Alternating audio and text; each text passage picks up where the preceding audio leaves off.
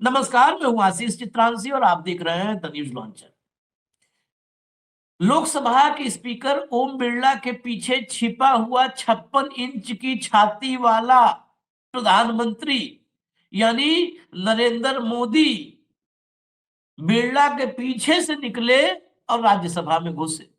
बिरला पीछे छिपे थे, ये बात तो प्रियंका गांधी ने संसद भवन परिसर में ही बोल दिया कि बिरला पीछे स्पीकर के पीछे छिप रहे हैं। तो वहां छिपे थे, वहां छिप के निकले तो चले गए राज्यसभा में घुसे। राज्यसभा में घुसे और बोलना शुरू किए, क्योंकि राज्यसभा में राहुल गांधी नहीं थे। राहुल को देख करके इनकी सारी शक्तियां खत्म हो जाती हैं, वो अबोध बालक को। तो वहां राहुल को नहीं देखे तो अपना बोलना शुरू किया, अपना हियन से हुवन तक, गगन से भुवन तक सब हाँकना ही हाँकना। चुनावी राज्य पंजाब, बंगाल, केरल, तमिलनाडु सब में चुनावी टोन सेट करने लगे। विपक्ष ने तो बहिष्कार कर दिया, खुला मैदान था। वही जो कहते मुंह के आगे मैदान, हेमंत जी कई बार कहते तो आज मुंह के आगे पूरा मैदान था, खाली था, बोले जाओ बोले जाओ। लेकिन जब पूरे 97 मिनट 97 मिनट का भाषण हुआ, पूरे 97 मिनट के भाषण को हमने सुना, देखा, थोड़ा सा कमेंट सेक्शन में जाके झांका, तो हमें लगा कि ये 97 मिनट कोरी लफाजी के सिवाय कुछ नहीं था। 97 मिनट भक्तों को लग रहा था कि डंका बज रहा है, लेकिन हकीकत में ढोल फट रही थी और ढोल फट नहीं रही थी। ढोल का नट बोल्ट कहीं अलग बिखरा हुआ था, उसका जो ठोकने वाला जो होता है चमड़े का वो अलग पड़ा था, लकड़ी का डब्बा अलग टूटा पड़ा था। पूरी ढोल फट के छिन्न भिन्न हो गई थी, तहस नहस हो गई थी 97 मिनट्स। 97 मिनट्स में देश के हालात पर डेटा के साथ एक सिंगल कोई एक बात नहीं थी। ढूंढ के लाइए, आप बताइए, हम स्वीकार करेंगे। हम नरेंद्र मोदी नहीं है ना, उतना बड़ा ईगो अहंकार नहीं। एक डेटा नहीं, एक तथ्य नहीं, सिवाय लफाजी के। नेहरू से लेकर के गरियाना शुरू किया और इंदिरा गांधी, लाल बहादुर शास्त्री, किसी को नहीं छोड़ा। बताइए, अगर इस देश में आत्मसम्मान हो ना, तो इस आदमी से इस देश का 140 करोड़, 140 करोड़, वो 10-20 को छोड़ दीजिए, अंधभक्त सब हिसाब मांगे। किसी को नहीं कहा। लाल किले की प्राचीन से जितने कांग्रेस के प्रधानमंत्रियों ने भाषण दिया है, उनमें न विजन था न कुछ था, वही लफाजी। और मोदी के अपने यूट्यूब चैनल पर नीचे कमेंट सेक्शन में लोग रगड़ रहे थे, दौड़ा रहे थे। लाइव भाषण में पब्लिक जिन जिन चैनलों पर, सीएनएन जो अंबानी का चैनल, इन सब पे लाइव चल रहा था, नीचे कमेंट सेक्शन में आप जाइए तो लोग जो जो सवाल पूछ रहे थे ना, धर के रगड़ दे रहे थे। लाइए हेमंत भाई को लाइए, पूरा भाषण उन्होंने सुना है, वही बेहतर बताएंगे। थोड़ा और ज्यादा चर्चा में अभी सेहत भी नहीं दुरुस्त है, तो हेमंत भाई लाइए, भैया जोड़ लीजिए उनको जरा, हेमंत भाई को। स्वागत है हेमंत भाई। जरा बस मैं कमेंट दिखा दूं, एक दो बाइट सुनवा दूं, वो जरूरी है सुनना। अब देखिए लाइव चैट में क्या लोगों ने लिखा, एक सैंपल, ये सैंपल है से पूरा दिखाए तो हजारों। देखिए ऊपर लिखा, please someone ask Modi about Jeffrey Epstein. Epstein file की बात है ना, एप्स्टीन फाइल सरकारें ले रही है कई जगह।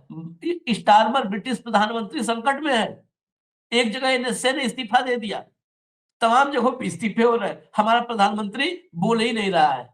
एप्स्टीन, और आज उसी सदन में इमरान प्रतापगढ़ी ने कहा था कि नेहरू का नाम आइंस्टीन से जुड़ता था और आपका नाम एप्स्टीन से जुड़ रहा है। सोच लीजिए कितनी तरक्की की आप, नेहरू से मोदी आते आते तरक्की देश सोच ले। Please someone ask Modi about Jeffrey Epstein. आगे देखिए, अभी आप टैक्स पेयर्स और मिडिल क्लास को जीने के लिए पनिशमेंट दे रहे हो पेनाल्टी देके। देखिए लोग क्या लिख रहे हैं, भाई कोई नहीं पूछेगा, वो सब एक ही थाली के चट्टे बट्टे हैं। समस्या मानते थे क्योंकि उनकी समस्या देखकर अलग अलग, मतलब तेरी तरह मूर्ख नहीं बना रहे, ये सब कमेंट्स है। अगला दिखा दीजिए, ये सीएनएन का है, ये सीएनएन का है। आगे नरेंद्र मोदी के चैनल पर मैं गया, उनका यूट्यूब देखा। देखिए पहले ही कमेंट देखिए क्या नजर आया। देश को कितना बेचा वो बता, नरेंद्र मोदी चैनल पे देश को कितना बेचा वो बता। देखिए,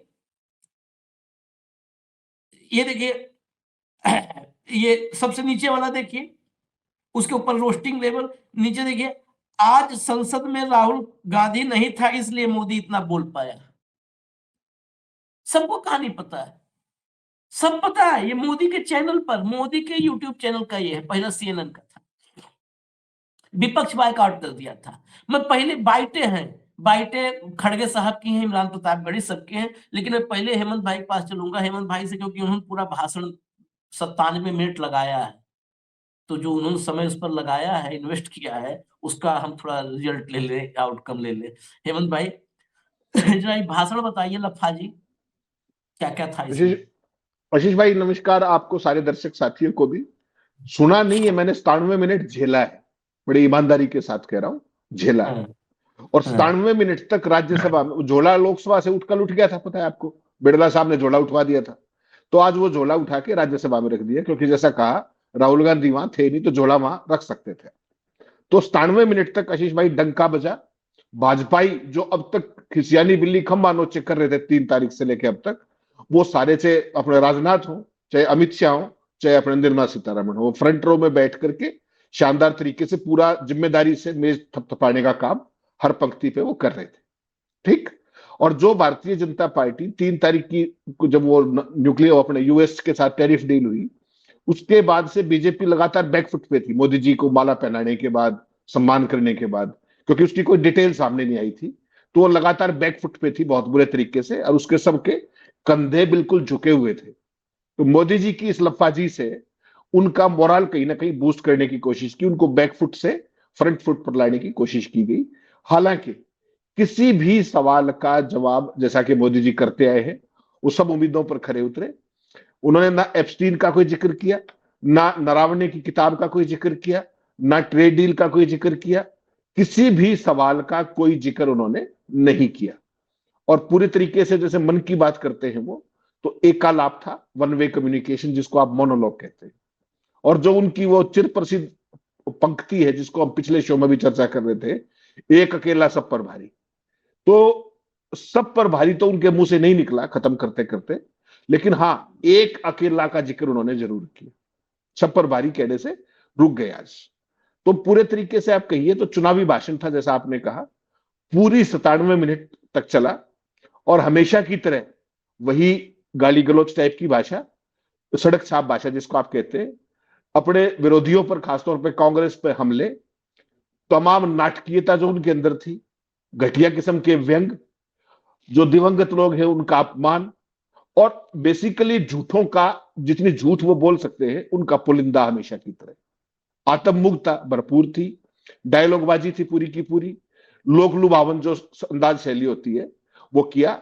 और जैसा कि आपको पता है, उनका जो फेवरेट सब्जेक्ट है वो 2 ही सब्जेक्ट है, एक तो नेहरू और दूसरा मुसलमान। तो उसमें किसी बात पे उन्होंने कोई कमी नहीं छोड़ी।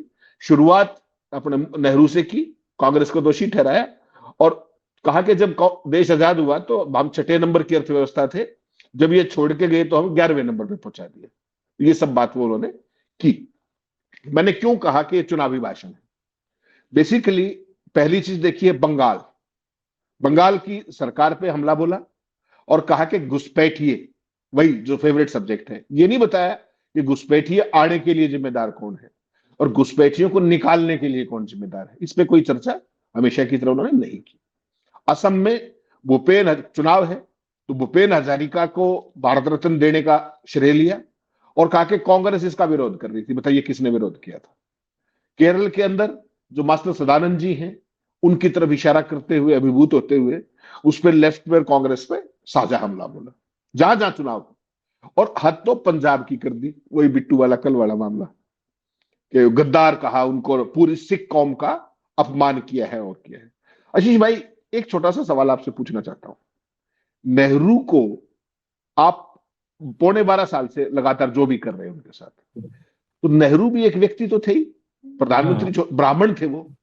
तो क्या पूरे ब्राह्मणों का अपमान करते हो? जब नेहरू की सेवा करते हो आप, तो क्या ब्राह्मणों का अपमान कर देते हो? जब इंदिरा गांधी के बारे में जो कुछ भी अनाप शनाप आप बोलते हो, आज भी ईरान का जिक्र किया, तो क्या पूरी महिलाओं का अपमान हो जाता है क्या? ये होता मैं क्यों ही कह है, रहा हूं? ये नहीं समझ पा रहे हैं आप लोग, होता है भाई, ये महिला मैं कुछ और विरोधी कह नीति है। मैं कुछ और कह रहा हूं। मैं समझ रहा हूँ। जो विपक्ष ने सवाल पूछा राष्ट्रपति के अभिभाषण पर, विपक्ष ने सवाल पूछने की कोशिश की, तो कहते हैं कि विपक्ष ने सवाल पूछ के दलित, वो अपने आदिवासी राष्ट्रपति का अपमान कर दिया। अरे, राष्ट्रपति के अभिभाषण पर विपक्ष तो बोलेगा ही, राष्ट्रपति का अपना भाषण थोड़ी है वो तो सरकार के द्वारा दिया हुआ एक टेक्स्ट है, ठीक? तो उस पर तो मीन में एक सवाल जवाब होंगे ही सारी चीजें। तो कहते हैं कि दलित राष्ट्रपति का अपमान कर दिया। चेयर पे बैठे थे, नीचे हंगामा हो रहा था, तो कह रहे एससी स्पीकर का अपमान कर दिया। बिट्टू को कुछ कह दिया तो कहते सिख बिरादरी का अपमान कर दिया। तो फिर मैं पूछना चाह रहा हूं आशीष भाई कि मोदी जी ने आज तक किसका सम्मान किया है? कोई एक सेगमेंट बता दे, जब वो किसानों को पुल के ऊपर कह रहे थे कि बता देना अपने मुख्यमंत्री को कि मैं जान बचा के जा रहा हूं, जिंदा जा रहा हूं, तो पूरी किसान बिरादरी का अपमान था वो। जो आंदोलनकारी किसानों को, जो कौन थे वो, पंजाब के किसान थे, सड़कों पे बैठे रहे लंबे 1.5 साल तक, उनको खालिस्तानी किसने बताया था? तो ये सम्मान कर रहे थे उनका। उनको अलगाववादी कौन? जी बस मैं 30 सेकंड लूंगा, मैं नहीं चाहता तो आप ही वो बोलेंगे, लेकिन मैं 30 सेकंड इतना गिनाने नहीं, जिसने अपने माँ का सम्मान नहीं किया वो किसी और का सम्मान नहीं कर सकता।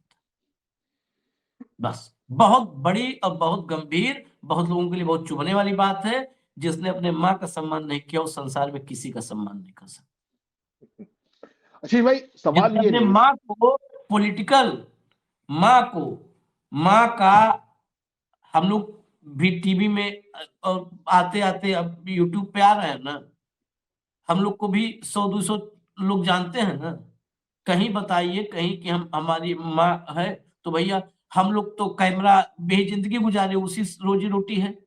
लाओ हमारी माँ, लाओ कैमरा ऑन करो तब हम पैर छुएंगे माँ का। क्या हमारी माँ का जन्मदिन नहीं आता? क्या हम लोगों का जन्मदिन नहीं आता? मोदी जी का तो हम मान सकते हैं नहीं आता, अविनाशी है, नॉन बायोलॉजिकल है, उनका तो फर्जी जन्मदिन मनाते हैं लोग।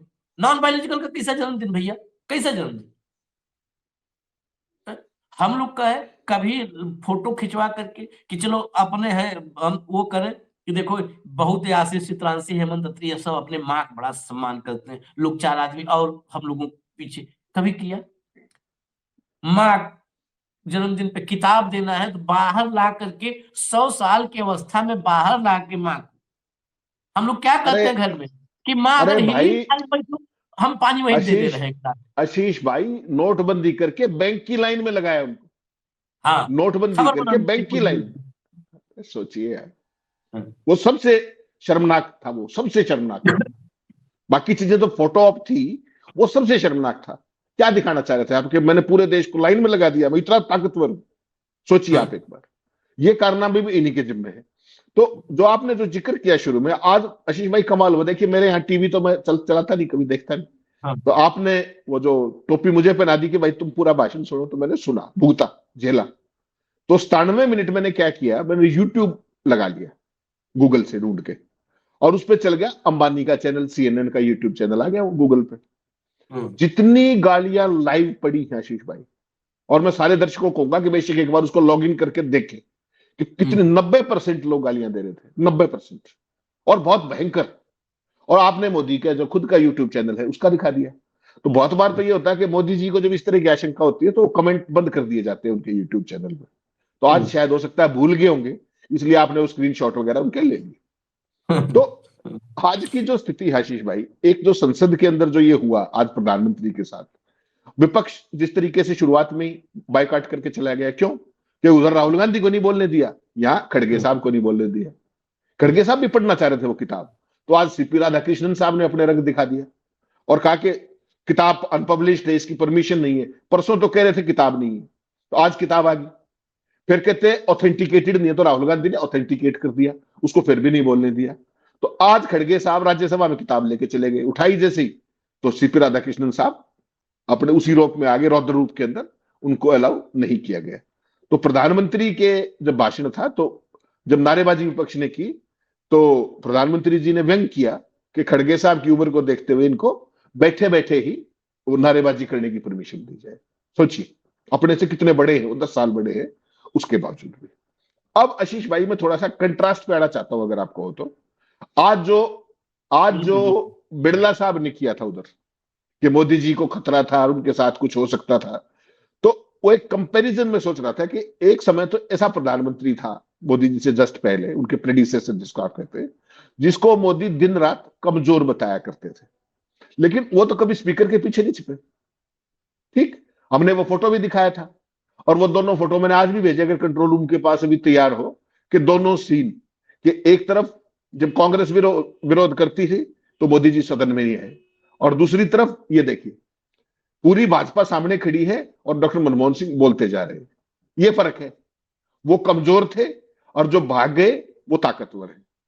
डॉक्टर मनमोहन सिंह ने कभी अपने उसके लिए सांसदों को दोषी कभी नहीं ठहराया, कभी संसद के अंदर खतरे की बात कहकर लोकसभा से भागने का बहाना नहीं उठाया। देख लीजिए, सदन में खड़े हैं, पूरा सुन रहा है, जवाब दिया जा रहा है। अब 56 इंची प्रधानमंत्री है, कोई समस्या नहीं। प्रधानमंत्री विपक्ष के नेता की बात सुनने से डरता है, लोकसभा में आने से डरता है, राष्ट्रपति के अभिभाषण पर, धन्यवाद प्रस्ताव पर बोलने से डरता है लोकसभा के अंदर, संसद का सामना करने की बजाय स्पीकर के पीछे छिप जाता है, बहस करने की बजाय हाउस को एडजर्न करा देता है, साहस दिखाने की बजाय भाग जाता है, और अपने डर को छुपाने के लिए महिला सांसदों को भी दोषी ठहराने को तैयार है। इतिहास कैसे याद करेगा उनको? मोदी जी हकीकत में, वास्तव में क्या सबसे ताकतवर प्रधानमंत्री है, दूसरे वाले हैं? ऐसा तो किसी प्रधानमंत्री ने नहीं किया। एक ऐसा प्रधानमंत्री जो डर के आगे घुटने टेक देता है और संसद से भाग जाता है। तो लोग तो आज भी कहा कि मैंने कहा था एक अकेला, फिर रुक गए वो। हो सकता है उनको राहुल गांधी का सीन याद आ गया हो, या जनरल रावणे की किताब याद आ गई हो, या भविष्य में क्या हो सकता है उसकी वो आ गई हो। तो आशीष भाई, लोकतंत्र को सीना ठोकने वाले पीएम की जरूरत नहीं होती। लोकतंत्र का मतलब होता है सवालों का सामना करो, उनका जवाब दो, जवाबदेही करो। चीन को लाल आंख दिखाने वाला, रशिया और यूक्रेन के बीच वार रुकवाने वाला, शी जिनपिंग, कभी पुतिन तो कभी डोनाल्ड ट्रंप जैसे शख्स जिसे थर थर कांपते हैं, वो शख्स अपने साथी विपक्षी महिलाओं के उनसे डर गया कि उस महिलाएं उनके टेबल के पास क्यों आ गई, और सूत्रों के जरिए खबर को प्लांट करा रहा है कि लोकसभा में प्रधानमंत्री सुरक्षित नहीं है। तभी तो उन्होंने कहा, स्पीकर को कहा होगा कि जो उचित लगे वो करो। ये भी तो बात करनी पड़ेगी, जैसे नरवणे साहब को कहा था जब चाइना के टैंक आए कि जो उचित आए वो करो। तो ऐसा तो नहीं कि स्पीकर को भी कह दिया जो उचित आया वो करो। हमले, आशीष भाई, एक चीज समझनी पड़ेगी पूरे देश को, एक होता है हमला और एक होता है विरोध। हमले और विरोध का अंतर भी नहीं पता प्रधानमंत्री 75 साल के हो गए। जो लोकतंत्र को समझते हैं केवल वो इस अंतर को समझते हैं। प्रधानमंत्री जी डरते हैं किस चीज से? जवाबदेही से। डरते हैं सवालों से। वो चीन से डरते हैं, क्या कह के कि जो उचित लगे वो कर लो। एप्स्टीन का नाम लेने से डरते हैं, नरावणे साहब की किताब से डरते हैं, ट्रंप का नाम लेने से डरते हैं, ट्रेड डील का विवरण देने से डरते हैं, और हर असहज सवाल से डरते हैं। आज जिक्र कर दिया कि हमारी डील हुई यूरोपियन यूनियन से, हमारी डील हुई अमेरिका से, पूरी दुनिया हमसे डील करने के लिए बेताब है। ये नहीं बताया कि डील की टर्म्स क्या है। ठीक, विदेश मंत्री वाशिंगटन डीसी में क्या कह रहा था आज, कि अभी उस पर ब्रीफिंग्स चल रही है, मॉडल टीज पे बातचीत चल रही है। पीयूष गोयल को मालूम देने, ये भी कहा पीयूष गोयल को पीयूष गोयल को मालूम होगा। पीयूष गोयल ने कल क्या कि अभी मॉडलिटीज पे बात चल रही है, और प्रधानमंत्री ने सदन में क्या कहा कि हमारी डील हो गई अमेरिका से भी। ध्यान सुनिएगा मेरी बात, कह रहे हैं यूरोपियन यूनियन और अमेरिका से डील हो गई, संसद में कहा, राज्यसभा में।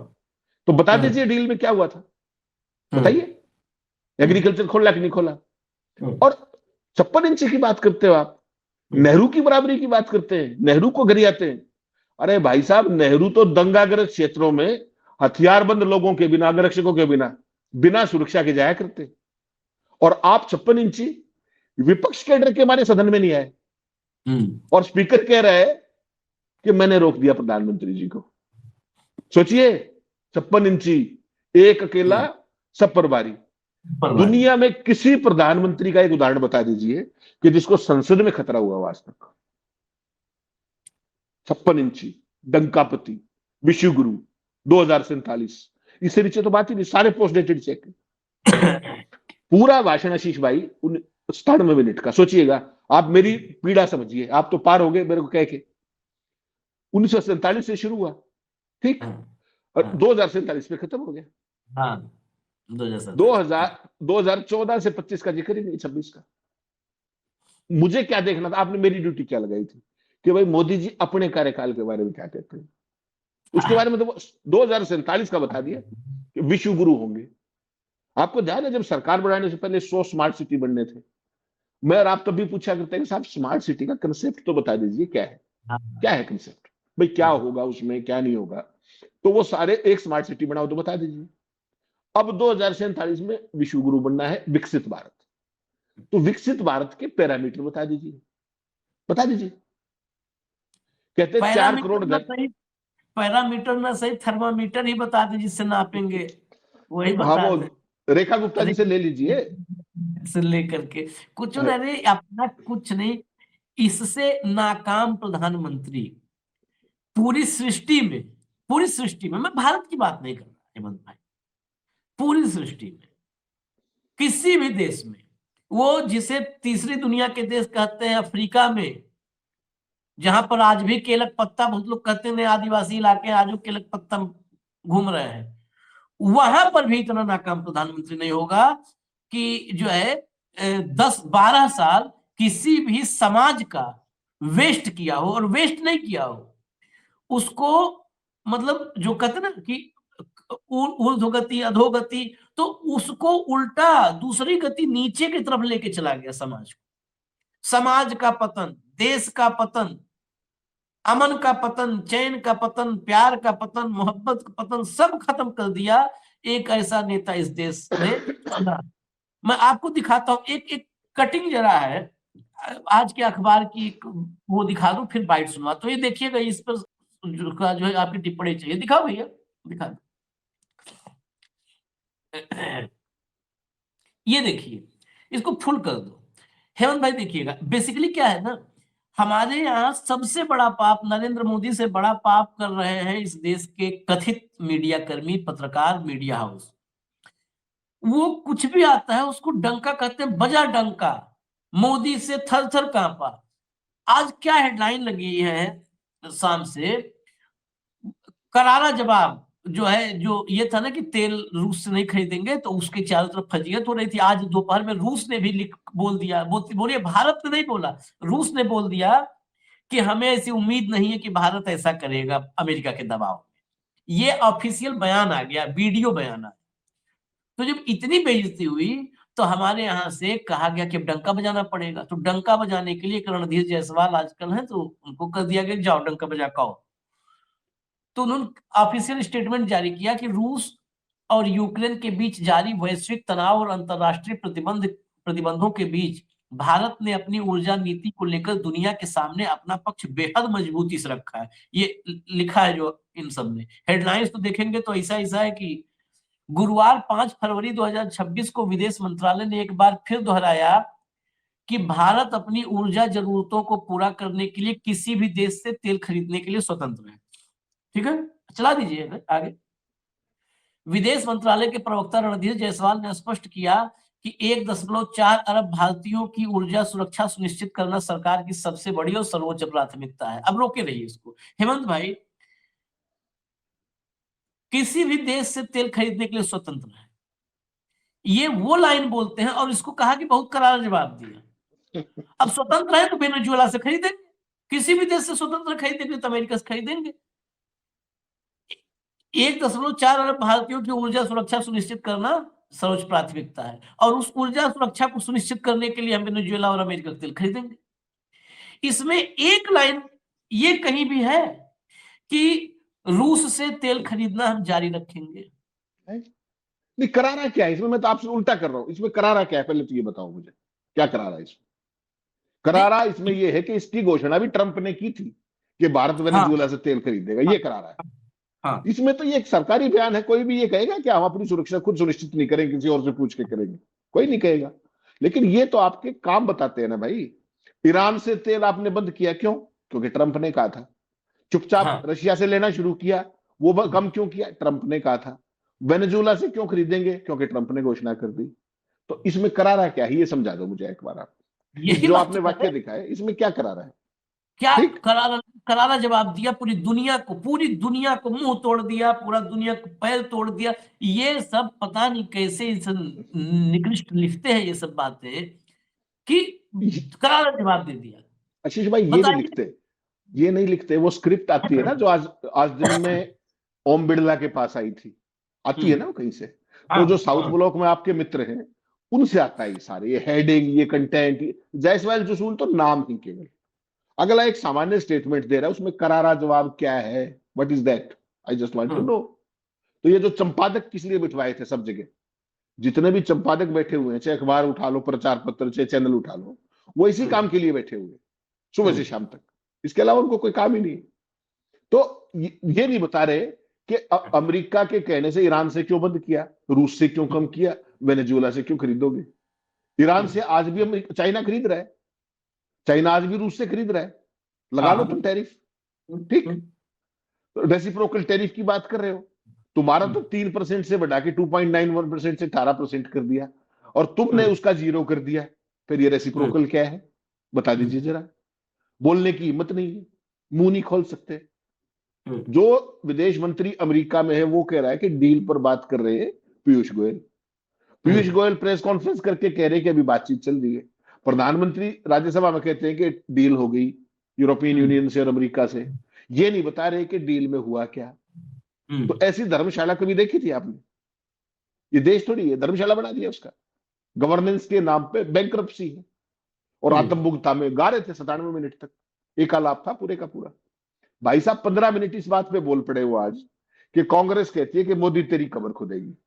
कांग्रेस के किस नेता ने कहा है कि आज तक कि मोदी तेरी कब्र खुदेगी? बता दे मोदी एक बार, नहीं बता नहीं दे। अरे मैं रोक रहा हूँ, एक मिनट। इतनी नरेंद्र मोदी के मतलब अगर नरेंद्र मोदी इकबाल है जरा सा भी हमको, हालांकि हमको तो यकीन है, लेकिन इनको लगता है। मैं क्लिप दिखाऊं किसने कहा मोदी तेरी खबर खुदेगी? वो भगवाधारियों ने गमछा बांध के और पगड़ी बांध करके, और उत्तर प्रदेश में योगी आदित्यनाथ की पुलिस वहां खड़े होकर के तमाशा देख रही थी, और डंके की चोट पे जो है सड़कों पे चिल्ला चिल्ला कहा मोदी तेरी कब्र खुदेगी यूजीसी की छाती पर। मेरे पास सब फुटेज है, मुझसे वो लो कह रहे ना। कांग्रेस, कांग्रेस पे हमला कर रहे हैं इस बार। कांग्रेस ने किसने कहा तेरी कब्र खुदेगी? 15 मिनट वो बोलते रहे भाई। भाजपाई, कट्टर भाजपाई कहा हमने इनकी सरकार बनवाई है, इनको हम जमींदोज करेंगे, इनको मिट्टी में मिला देंगे। कहां कहां दिखा दें? जाओ, हिम्मत है उन सबको। एक एक पुलिस वाला उनका हाथ पकड़ने की हिम्मत नहीं कर पाया, क्या हिम्मत करोगे? डरपोक हो सब। चलो भैया खड़गे साहब को सुना दो, तब खत्म करेंगे। पहले खड़गे साहब पर एक रिएक्शन हो जाए। खड़गे साहब निकल गए बाहर, बायकाट के बाद क्या बोले। और हमारे बड़े बड़े नेता जो इस देश के लिए अपनी कुर्बानी दी और खास करके इस देश के लिए जो लड़े, जेलों में गए और ब्रिटिश के खिलाफ लड़कर देश को आज़ादी दिलाए, उन नेताओं के खिलाफ एक आदमी वहाँ बात करता है, उसको माइक देते हैं, वो माइक में मनमाने गालियाँ देता है, तो चुप्पी साधते हैं सरकार वाले। कभी कंडेम किए हैं क्या? 70-80 साल के पीछे एक प्राइम मिनिस्टर देश को बनाया और ये मॉडर्नाइज जो हो गया, आज को आधुनिक भारत जो आपको दिखता है, ये आधुनिक भारत नेहरू जी ने बनाया। और इस देश में लोगों में जो जागृति लाई, इंदिरा गांधी जी ने लाई। ऐसे लोगों को, ऐसे नेताओं के बारे में अगर वो सदन में बात करते हैं और बात करके ये लोग हमारे पार्टी को और हमारे नेताओं को अपमान करने का काम करते हैं, इसलिए हम कंडम किए हैं। हमको बात भी करने नहीं दिए। इसीलिए सारे पार्टी के नेता लोग ये तय किए कि अगर वो बात करने नहीं देते तो हम लोग वॉकआउट करना चाहिए, प्रोटेस्ट करना चाहिए। और जो अपमान ये खास करके हमारे नेताओं के बारे में किया, उसको भी हम कंडम करते हैं। इसीलिए आज हम वॉकआउट। आज प्रधानमंत्री का उत्तर था हमारे प्रेसिडेंट ऑफ इंडिया के अभिभाषण पर। हमें सुनना चाहते थे, लेकिन 4 दिन से हम ये देख रहे हैं कि लोकसभा में हमारे अपोजिशन पार्टी के नेता राहुल गांधी जी को बोलने नहीं दिया जा रहा है, और हम देश के हित में चंद बातें लोकसभा में और राज्यसभा में रखना चाहते हैं। एक तो डेमोक्रेसी के हित में, दूसरा कि लोकतंत्र को बचाकर आम जनता को एक रिलीफ दिलाने के लिए हमारी बात भी रखना चाहते थे। और जो इन्होंने, इनका जो काला करतूत है, अमेरिका के साथ समझौता कर लेके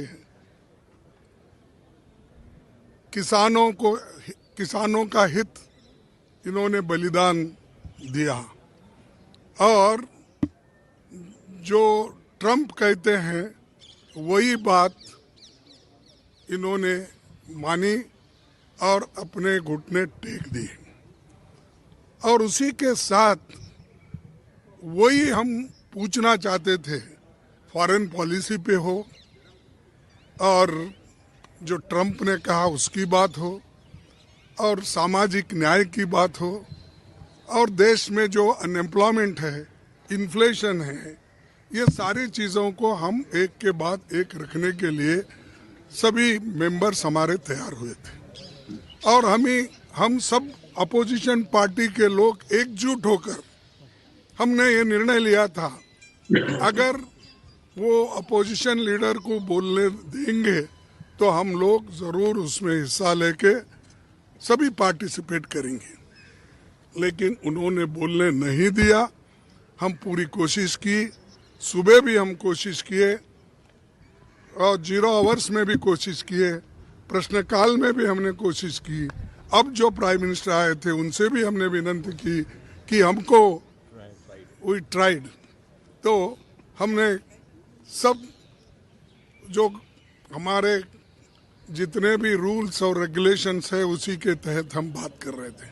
हम कोई हंगामा नहीं कर रहे थे, या हम जाके उनको डिस्टर्ब भी नहीं कर रहे थे। लेकिन उन्होंने ये ठान लिया है दोनों अपोजिशन लीडर को बात करने नहीं देना, लोकसभा में भी और राज्यसभा में भी। अगर मेरी 2 मिनट बात सुनते ये सारा समस्या सुलझाता था, लेकिन उन्होंने ऐसा नहीं किया और उनका इरादा करने का भी नहीं है। चलिए, अब हम और कुछ नहीं, बस आप जरा मोदी तेरी कब्र खुदेगी वाला वीडियो दिखा देते हैं। हेमंत भाई, आपने डिमांड कर दी तो दिखाना पड़ेगा। मोदी तेरी कब्र खुदेगी, मोदी तेरी कब्र खुदेगी, मोदी तेरी कब्र खुदेगी। आओ दिखा दे रहे हैं। अब पता कर लो कांग्रेस में राहुल गांधी के दफ्तर में सेक्रेटरी है, सचिव है, जो सब लगा रहे हैं आगे, हटा दीजिए बस। हेमंत भाई, फाइनल कमेंट। आशीष भाई, मैं वही कह रहा हूं कि 15 मिनट तक वो बोलते रहे इस बात पे, अलग अलग उदाहरण दे करके। मेरी खुद कब्र ये इसलिए खोदना चाहते हैं, मैंने ऐसा कर दिया, मैंने वैसा कर दिया, मैंने ये तीर मार दिया, मैंने वो कर दिया, 25 करोड़ लोगों को गरीबी से निकाल दिया, इसलिए ये मेरी कब्र खोदना चाहते हैं। गजब, मतलब क्या लफाजी है, किस लेवल की लफाजी थी। अपने देश को जो सवालों के जवाब चाहिए, जो बड़े बड़े अर्थशास्त्री पूरी दुनिया के अंदर, आप बाकी सारी चीजें छोड़ दीजिए, भारत की सरकार डेटा को कैसे कैलकुलेट करती है, इस पर किसी भी बाहर की जो इंटरनेशनल एजेंसी उन्होंने भरोसा करना बंद कर दिया। इनका तो कैलकुलेशन का मेथड ही पता नहीं क्या है। हमारे किसी डेटा के ऊपर, गरीबी का, अमीरी का, पर कैपिटा इनकम का, भुखमरी का, एम्प्लॉयमेंट का, जो इंटरनेशनल डेटा होता है जो सारी दुनिया वो करती है, उसमें किसी पे भी भरोसा नहीं करते हो। और ये आत्ममुग्ध व्यक्ति पार्लियामेंट में 97 मिनट तक बोल रहा है, देश के एक भी सवाल का जवाब नहीं। आज सबसे बड़ा सवाल क्या है? Number 1, American deal Indo US tariff deal, उस पर ये कहा कि जो नेहरू अपने गांधी परिवार था तो उसमें क्या होता था कि अपने बोफर्स की डील, मतलब उसमें वो चीजें होती थी। तो आप बता दीजिए आपकी में क्या होता है, आपके में राफेल डील है, दे दीजिए जवाब। तो एक भी सवाल का जवाब आशीष भाई, नरावणे साहब की किताब, उसका जवाब देना बनता था या नहीं बनता था? एक शब्द नहीं बोले डील पर, एक शब्द नहीं बोले। आज की तारीख में जो ओवरऑल परिस्थितियां देश के अंदर हैं उस पर किसी पे एक शब्द नहीं बोले, केवल और केवल अपना आत्ममुग्ध एक तरफा एकालाप जिसको आप कहते हैं। और मजेदार बात एक और है, जो अमित शाह, जो राजनाथ सिंह, जो निर्मला सीतारमण, जिनके चेहरे की हवाइयां उड़ी हुई थी लगातार संसद के मामले में, वो आज इतने मस्त दिख रहे थे, इतना पूरा आनंद थे, आह्लादित थे। तो उनको पता है तुमसे कोई सवाल नहीं पूछेगा, कोई सवाल नहीं पूछेगा, और सवाल पूछ ले तो मोदी जी ने बता दिया कि जवाब दे रहा नहीं। अब इनके सामने आज तक आपने किसी भी साथी को, जर्नलिस्ट को, हमारे बड़े बड़े तोपची हैं पार्लियामेंट के अंदर, हम भी 15 साल धक्के खाए हुआ, किसी को आज तक अमित शाह की बाइट लेते हुए देखा आपने? 12.5 साल मोदी जी की लेते हुए देखा हो, सवाल पूछते हुए देखा हो? राहुल गांधी की रोज लेते हैं बाइट, प्रियंका गांधी की रोज लेते हैं, सोनिया गांधी जब भी आती है वो रोज बाइट देती है जब भी आती है। क्या कभी किसी ने मोदी की बाइट लेते हुए देखा है? या जब तक ना चाहे मोदी के किसी मंत्री को किसी विवादित मसले पे बोलते हुए देखा है? बता दीजिए। इसीलिए खड़गे साहब ने ये कहा, खड़गे साहब ने क्या कहा उसके अंदर, कि तुम सारे के सारे मोदी के बंधुआ हो, बंधुआ शब्द प्रयोग किया उन्होंने, उस पर सारे बिल के घूम रहे हैं। हकीकत इससे अलग है क्या? इससे अलग है तो दर्शक बता दें, आप बता दीजिए। तो पूरे देश के अंदर एक खास तरह की राजशाही चल रही है, this is called elected autocracy, इसके अलावा कुछ नहीं। मुझे अफसोस नरेंद्र मोदी या उनकी सरकार पर नहीं होता है। दुनिया में कई बार ऐसे लोग आए हैं, इतना तो नहीं इस लेवल का नहीं, लेकिन इस टाइप के लोग बहुत सारे आए हैं सत्ता में। लेकिन उस देश की जनता ने गलती अगर किया है तो बाद में उस गलती को सुधारा, वो समझ गए, फिर पूरे देश में किसी ने नहीं सुना समझा। आज यहाँ पे लोग मजे लेते हैं, कहते देखो मजा आ गया, मजा आ रहा है, देखो मजा आ रहा है। वो लिखा था ना, कहो नरेंद्र मजा आ रहा है, और नरेंद्र मजा आ रहा है। मजे पूरे देश में ऐसे ऐसे झुंड तैयार कर दिया कि मजा आ रहा है, देश जल रहा है, अरे मजा आ रहा है, देखो ठंडी में देश जल रहा है यार, कितना अच्छा, मजा आ रहा है, मजा आ रहा है। एपस्टीन फाइल में नाम आ रहा है, मजा आ रहा है। ट्रेड डील में एग्रीकल्चर लुट गया, मजा आ रहा है, मजा लो। और कहो विश्व दुनिया राष्ट्र निर्माण के लिए हमने अपने आप को आहूत कर दिया, अपनी आहुति दे दी। इसी के पीछे छिपे, इजाजत दीजिए हमें, हम फिर आएंगे लगातार, ये सिलसिला जारी रहेगा, एकदम जारी रहेगा। इस देश की डेमोक्रेसी को ये मान के चलिए कि किसी भी ऐसे एक दो आदमी के आ जाने से एक दौर में इस देश के लोकतंत्र को नहीं उजड़ने देंगे, नहीं बर्बाद होने देंगे। बहुत आहुतियों से, इसमें बहुत आहुतियां हुई हैं, बहुतों की आहुति से, बलिदान से लोकतंत्र मिला है। ऐसे नहीं जाएगा, हमें इजाजत दीजिए, फिर आएंगे। धन्यवाद हेमंत भाई, बहुत बहुत धन्यवाद।